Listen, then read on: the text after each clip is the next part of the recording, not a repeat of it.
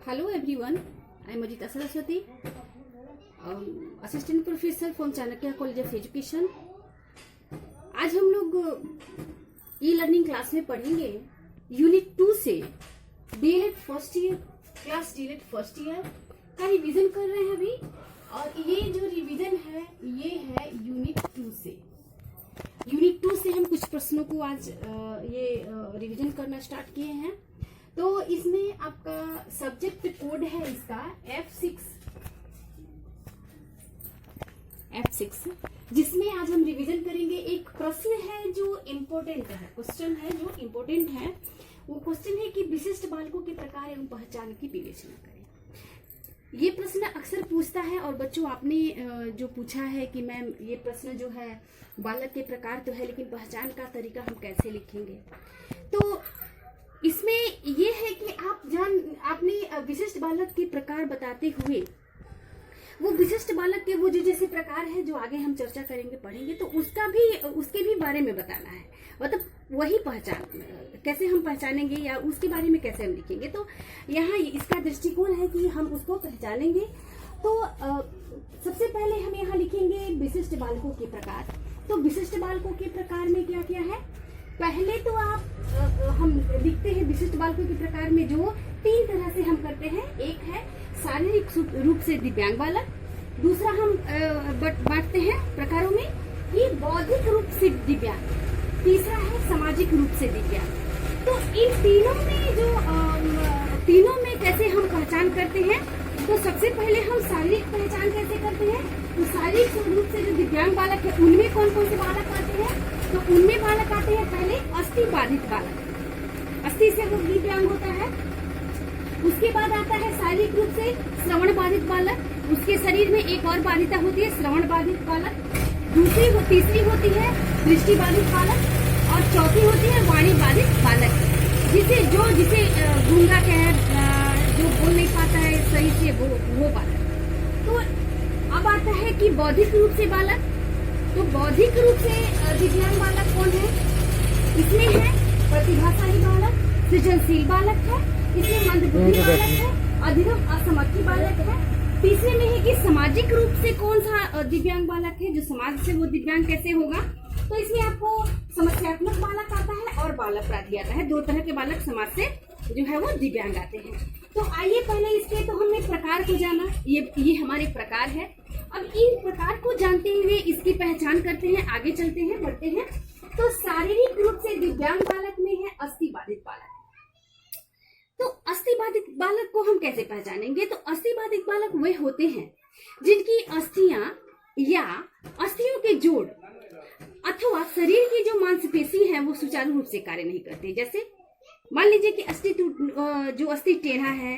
कहीं कभी आप देखते हैं पोलियो से ग्रसित जो बालक होता है उसका कमर से नीचे तक भी ये होता है, पतला हो जाता है, दिखता नहीं है, उसकी ग्रोथ नहीं होती है। किसी को देखे होंगे अस्थि बाधित में हाथ छोटा होता है, एक बड़ा होता है। तो ये सारी जो अस्थि बाधिता में ही आता है वो बालक आते हैं जो क्या करते हैं कि उन परिस्थितियों में जो वो सुचारू रूप से कार्य नहीं कर पाता है।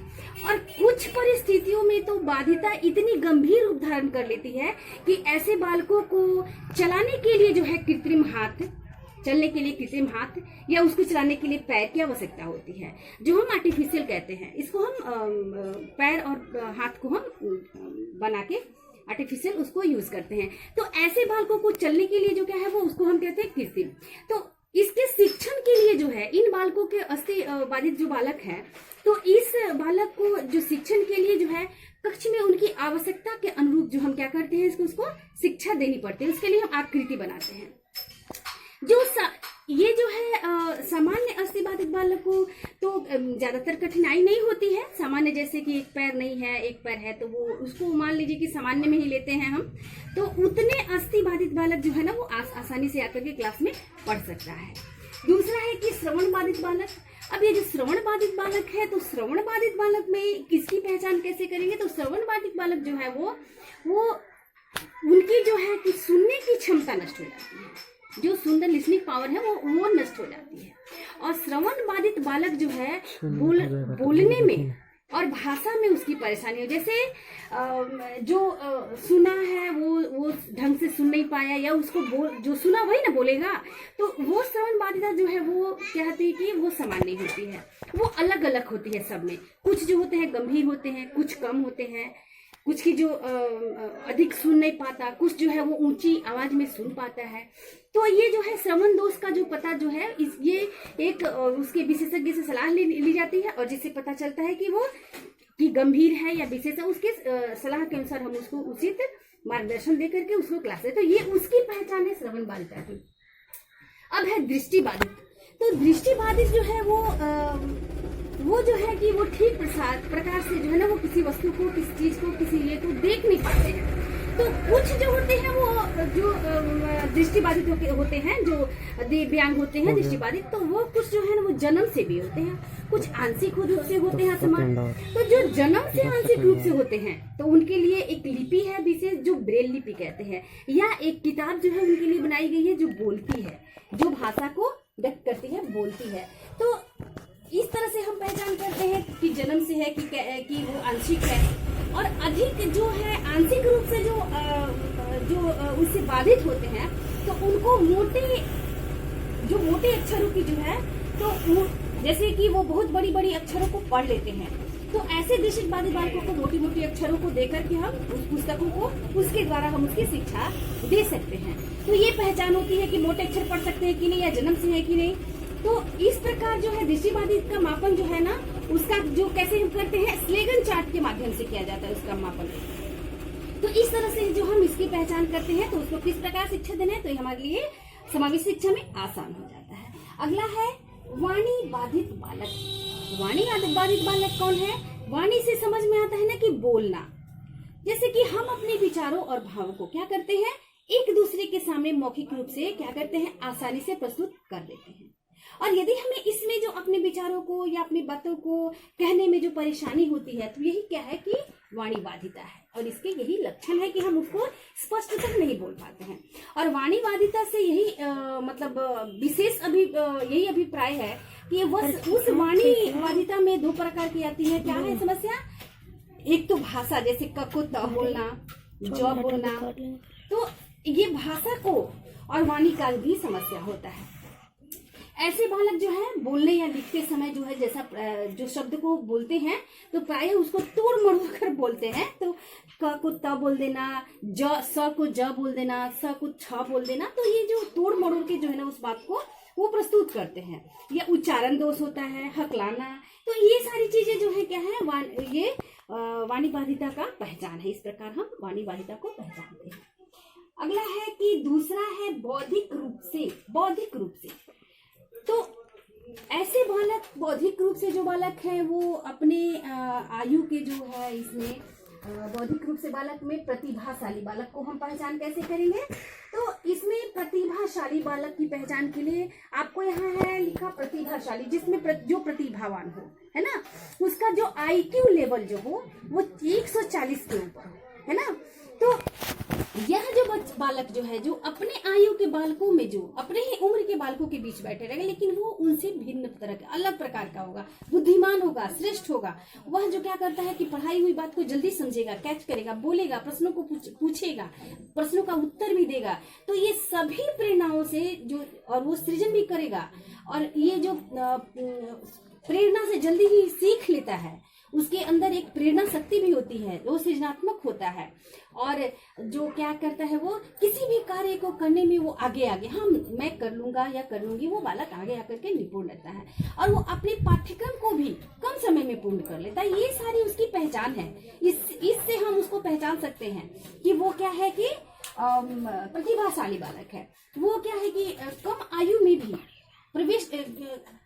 कम आयु में भी वो विद्यालय में प्रवेश कर जाता है। जैसे कि उम्र सापेक्ष में वो नहीं होके भी उसके प्रतिभा की वजह से उसे हम क्या करते हैं विद्यालय में भी हम नामांकन कर लेते हैं। तो ये है प्रतिभाशाली बालक की पहचान। अब है सृजनशील बालक की पहचान। सृजनशील, अभी जैसे कहा हमने कि प्रतिभाशाली बालक जो है वो सृजनशील भी होते हैं। तो कुछ बालक लीक से हटकर कार्य करते हैं। लीक से हटकर यानी जैसे आप सुने हैं कि 7 साल का बालक जो है वो 9th 10th का मैथ बना लेता है, तो ये क्या हुआ, लीक से हटकर वैसा बालक वो सृजनशील है और ऐसे कार्य को करता है जो नई खोज को वो क्या करता है, वो सृजन करता है।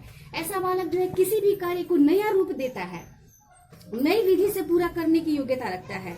तो ये सारी उसकी पहचान है कि हम कैसे सृजनशील की बालक, वो स्वयं में सोचने वाला होता है, वो आत्मनिर्भर होता है, वो किसी से क्या कहता है, सहारा नहीं लेता, वो स्वयं करके देखना चाहता है। वह जो समायोजन करता है उसकी समायोजन की क्षमता भी है ना सबसे अलग होती है ना। तो इस ऐसे बालक जो है वो कैसा होता है। अब सृजनशील में हम डॉक्टर को भी देखते हैं, डॉक्टर मिस नहीं करता कौन सी कौन सी बीमारी है तो हमें कहाँ उसका चीरफाड़ करना। अध्यापक भी सृजनशील होता है, वो चाहता है, वो पता लगा लेता है कि कौन सा बालक कैसा है, उसको कैसे करना है। श्रमिक मजदूर मेहनत करने जा रहा है, जो मजदूर है उसे भी पता चल जाता है कि हमें कौन सा काम कहाँ कैसे करना है कि समय और अनुकूल भी हो जाए। गृहिणी को भी हम लाते हैं सृजनशील में। गृहिणी को सृजनशील में इसलिए लाते हैं क्योंकि वो जो है उसमें कैसे खाना बनाना है, कैसे रोचक हो, कैसे स्वादिष्ट हो, कैसे सभी पसंद करे, किसमें कौन से जैसे चावल ही बनाना है तो कौन से चावल को किस प्रकार बनाना है। कुछ चावल मोटे होते हैं, कुछ चावल पतले होते हैं, कुछ पूरियां होती है, कुछ कचौड़ियां होती है। तो ये सारी चीजें वो किस प्रकार से बना लेंगी उसे भी तो सृजनशील में हम लेते हैं। अगला है मंद बुद्धि बालक। मंद बुद्धि बालक कौन है, तो मंद बुद्धि बालक जो है वो उसका बुद्धि स्तर जो है ना, जो बौद्धिक स्तर है वो बिल्कुल क्षमता के अनुसार कम होता है। वो सोचने का क्षमता बिल्कुल सब में कम होता है और ये समाज के साथ जो है वो समायोजन नहीं कर पाता। वो समायोजन करने में